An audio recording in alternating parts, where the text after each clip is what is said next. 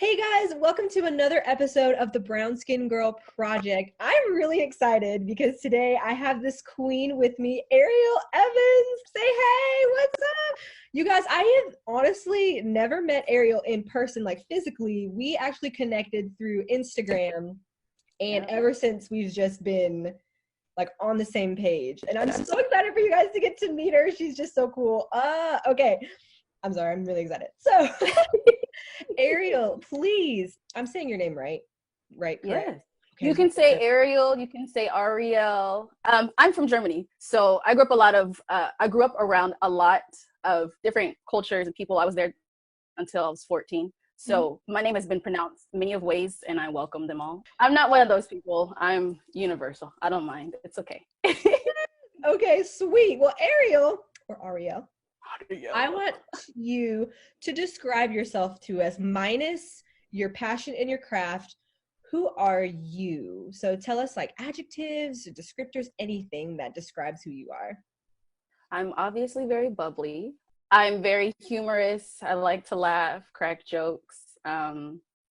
Most people that know me, they don't know the softer, quiet side of me. But I'm a loud, bubbly believer in Jesus Christ. Yeah, So that's me. I love it. Oh, I love it. And that just radiates from you, honestly. It really does. Okay. So now that we know a little bit about you, tell us now what you do or what your passion or your craft is. Okay. Well, my day job. I am a third grade special education teacher. I've been teaching for 5 years. And I've been teaching in the same area for 5 years also, which was quite a shocker because, like I said, I'm from Germany, so I'm kind of used to moving around and doing things, but I've been pretty stationary, not stationary, but I've been here for a while in Texas. I am also an author. I write poetry. Sorry, I had to do a shameless plug for Go my book. ahead. But yeah, I'm an author now as of 2020. Isn't that cool? What? How'd that happen? But I write poetry. I've been writing since 2012. I started writing in college. It was for an assignment. And I kind of got really deep into what I wrote. The poem is actually in the book. It's called Identity. I broke it up, I think, into 3 pages, but on my Instagram, it's one long thing. But I started writing in 2012 and I kind of put it down. And then time went on. 2015 came. I got sick. I have been diagnosed with some sort of autoimmune condition.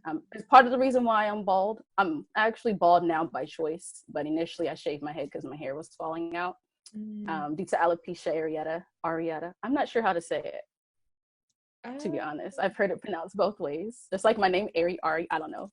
But anyway, so I started writing again because I felt like I was losing myself, losing my power over my body. Not that I really had any power over my body to begin with, but I was having problems with walking. I couldn't feel my legs. I had a lot of numbness in my feet. I had a lot of joint pain, inflammation. It was a whole list of long things. And I decided, well, let me start writing again to really document how I feel and what's going on. And it was really hard to actually physically write because of the joint pain in my hands, and my hands would swell. So because of that, I was like, I have a phone and we have the notes on the iPhone. I was like, let me just talk it. And then I used Google Docs also. I just started writing again. And then I slowly started posting on Instagram. And people were like, that's a book. You need to put that in your book. When's your book coming out? And I was like, what? Whose book? I don't know what you're talking about. I'm just writing because it feels good. And I like to express myself. And that's it. What do you mean? Where's your book at? I finally decided last year that last summer, I said, okay, let me sift through all of my writing and let me see what I actually want to publish. So I looked up the whole process of publishing, copyright, and I did it. I received my letter from the copyright office in December saying, congratulations, your work is officially blah, blah, blah. Your work has been copyrighted. And I was like, what? Who did that? How'd that happen? Look at you, God. Okay. And then from there, all I really had to do was create a cover, which was the main thing that I was toiling with the whole time. I would make stuff, then I was like, that's not me, or it doesn't look right. And I would show my friends, and they're like, no, you need more yellow. You need more yellow. You need more color. You're vibrant. You're bright. You're whatever. And I was just like, no, I like blue. I like blue. And they're just like, I don't know who you are, whatever. But I finally was just like, let me just use this little creator thing, because I self-published through Amazon. So I was just like, let me just use their little creator thing. And I saw a sunflower and I was like, I'm done. That's it. Even my watch is sunflower. So I was like, you know what? This is it. That's what I'm going to do. I'm just going to publish. So I published. It was officially sent out February, I think a few days after my birthday. But I didn't tell anyone. I only told my mom and I told my dad. And I think I told my sister. That was it. I didn't tell anybody else. Nobody knew. I didn't want to tell anyone until I got my book, until I got my copy in the mail. So I was just like, I'm not going to share this with the world. Even though the link was live and people were buying it, I was like, I'm not telling anybody anything at all, because I can't believe it myself. The day I got it in the mail, I was like, this is me. I did that. That's my name. Like, that's the name my parents gave me. That's me. It was crazy. So I posted it and everybody's like, you didn't tell us. You didn't tell us. And I was like, I did this for me. I didn't do it for you. I mean, I did it because you told me to, kind of, but I had to share it with my family first. And then I was just like, I'm an author. I could really do this. So even before I finished the first book, I was already working on the second one, not realizing like this is going to go in the next book. So the name of my book is simply Thoughts. It's just a book of poetry, reflection, my thoughts, feelings, emotions. My mother read it and she said, this was very insightful. It's very raw. I feel like I'm meeting you for the first time. And I was like, yes, that is exactly what I wanted to happen. I wanted people to see a different side of me, because there's a lot of people who think they know me, but when they got the book, they were like, oh, this is the Ariel. Okay, this is the person she's been hiding. So I'm a poet, I'm an author, and that's me. I love it. And of course, as a poet myself, you're just so inspirational, and obviously you're inspirational. What are you talking about? Thank you so much. Honestly, like because you were able to publish your own book, in my mind, I'm like, okay, like it's totally possible to do this. Like, yes. So you are inspirational. I bet the people who have bought your book and have read it are just in awe of you and are happy that they now know who you really are. Poetry is just beautiful. So what made you want to go into poetry specifically as a genre and not anything like nonfiction writing? I think it just came natural. One of the poems I wrote, I think it was probably, I don't know, maybe 2013, 14, maybe 2012. I was at my dad's house in Alabama and we were driving down the street. I remember looking, I think I might have it on my Instagram still. If not, I'll have to repost it.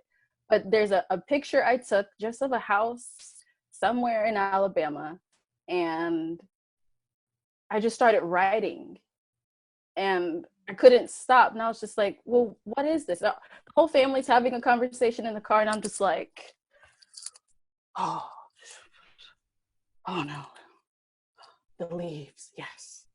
It just kept going and going, and I was like, what am I doing? What is this? And then I posted it and people were just like, you wrote that? And I was like, no, it's not that good, it's just whatever. And it's like, no, you did that. I was like, oh, okay. It just felt natural. And I think even in poetry, you are telling a story of some sort. Like, you don't have to always rhyme and This is even when I tell my students, they're like, well, this line didn't rhyme with this one. And I was like, but what story are you trying to tell me? What are you trying to say? What are you describing to me? Then they're like, we can do that? Yes, I'm an author. You can do that. Yes. So you mentioned this beautiful story about your poetry and your writing and you publishing a book and then you starting the second book. So tell me, moving forward, where do you envision your poetry going? Do you want to continue writing books? Do you want to do a book tour? You want to do an audio version? Like, what are things that you want to do? Definitely all the above. I want to continue writing. At some point, I feel like I have to do something in children's literature. I mean, I went to school for 7 years to be a teacher. So 5 years was my bachelor's, 2 years my master's. It was like, I owe it to the kids to give them a book. They didn't even know I was doing this the whole time. But no, I definitely want to continue writing, continue publishing. I want to do audiobooks. It's definitely something I had to get comfortable doing. You have to get used to hearing your own voice. Yeah. And I just feel like I need voice lessons just to talk sometimes, honestly. I like to sing too, but I put that to the side. But in talking, I'm just like, can you help me with the inflection in my voice? And they're like, no, you're animated enough, just read. So I definitely want to do audiobooks, have an audio version of my book. That is so awesome. Oh, I love it. Oh, I love this conversation. My goodness. I love that you waited to tell other people about your book until you got your copy, until you told people that were closest to you, because so many times, like, we can set a due date on something and then things happen. I've done this several times. I will never learn. Things will happen and then you're like, oh, we got to push the date back. Oh, we got to push the time back. And it's just so much better to just keep it to yourself and make it a surprise for the people who suggested it to you. So the thing that helped me with that was I was born 2 months premature. So no, nothing has been planned since. I'm born 2 months early. What do you mean? Sorry. Whatever's gonna happen is going to happen. All I know is it'll be on time. So I now know I was supposed to be born in February. The doctors said April, but they were wrong. So. Oh, yes. Oh, and I've read your birth story too. Y'all need to go to her page and read it. Oh, Jesus. It's amazing. God is so good. I cannot. Talk about a miracle. Girl. Wow. So I've got 2 more questions for you. Okay. What is your favorite quote currently? My favorite quote is actually something, I think it's like a little motto that I've been saying for a few years. And it's really simple. Be bold, be brave, be you, flaws and all.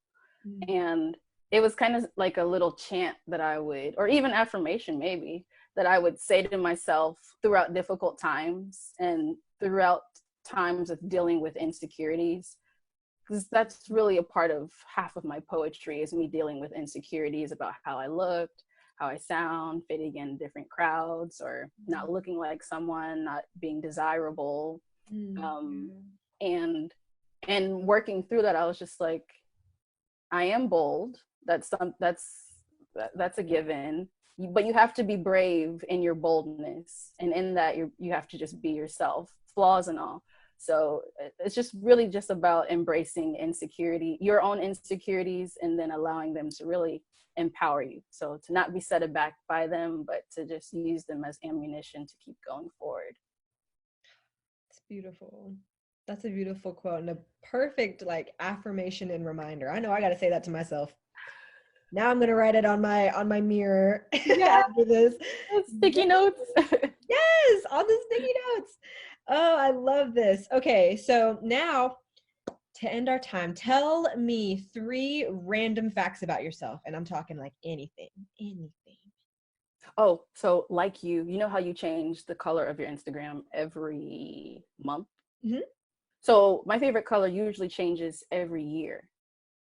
Oh. And I've noticed that I've noticed that the whatever color that I gravitate to that year, it kind of sets me up for that year. So for the last 2 years, I was blue, and I was trying to like mellow out and stick within the blues.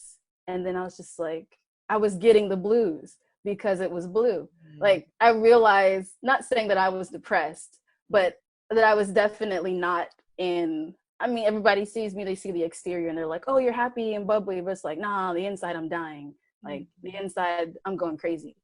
But with yellow, it's mellow, but it's also bold.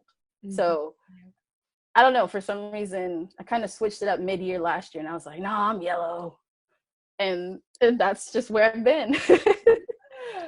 Two other things, I mean, I guess I kind of already said one. I'm from Europe. I've lived officially this year, I've lived half of my life in Europe and half of my life in the States. So I was like, 28, that's cool. 14 and 14, yeah. And I don't know, I'm bald because I have alopecia, like I already said, but random fact, I was dreaming of being bald for years. I wanted to shave my head for years. Before my hair started falling out, I had a thick head full of beautiful curly hair. And I would literally like have dreams of like my hair fell out or I'm walking around bald, and I would tell my best friend, I was like, girl, I'm gonna be bald one day. I'm gonna be bald one day. And she was just like, okay, you're gonna be bald one day. And then I popped up one day and I was bald. And she was like, I knew she was gonna do it. I already knew. I wasn't surprised. So gosh, look at you now. But you embrace it so well. Like, I love seeing photos of you, and I love seeing you share other women who are bald and who are embracing it. As a person with tons of hair, though, I do love to see it. Like, I love to see. As a person who's bald, I love to see you. Like, I love your hair. I still watch hair videos as if I'm going to do a twist out. Oh. Like, I still watch hair videos like I'm about to braid up my own hair and do kinky twists or whatever, or finger coil. Like, I still watch videos like as if I still have a head full of hair. And then some nights I dream, I'm like, oh, snap, I have hair. And I wake up and I'm disappointed. And I'm like, oh, I don't have hair. Thank you, Jesus. So even if you tried to grow your hair out, would it I can still grow my hair out. Okay. I've been shaving my head for 2 years now. And after that first shave, the hair actually was filling back in. So the bald spots were like slowly going away. I just don't like the way I look with hair anymore. So it's not because the hair is low or anything. I'm like, I shaved my head before I did this. I was like, what time is that interview? Okay, let me shave my head. Because I feel like I am my most pure, raw self without hair. It's really weird. I look back at pictures of myself and I'm like, who are you? What is that on your head? But it was long. It was, I mean, I had all kinds of haircuts and everything. I did everything except for locks and dyeing my hair. Yeah. So I was very experimental, but my hair still grows back. I still have thin areas, and if I let it grow long enough, you can definitely see some patches forming. But at first I was just like, oh, I'll just shave it once. And then it started growing back and I was like, no, I'm good. So here we are 2 years later. Oh, but it's beautiful. Never change. Seriously. Like, it really is. And I love that we got this time to just get to know you and for you to express yourself and to really just tell your story. Like, I've, pieced some things together through your social media, but to hear you really say it and to hear your voice and to see you talk and the way that your mannerisms and everything, like, it just puts everything together. So thank you so much for taking the time to just talk with me and just to express yourself and your poetry and your writing. Like, thank you for the opportunity. You created this platform. I just showed up. So kudos to you for doing it. Thank you so much. All right, you guys, make sure to follow Ariel on her socials. That will be at the end of this video. Follow her, like her poetry, just continue. Oh, get her book. Continue to support her, and look forward to the audiobook hopefully coming soon. We will see. But you guys, thank you again for watching, and we'll see you on the next episode.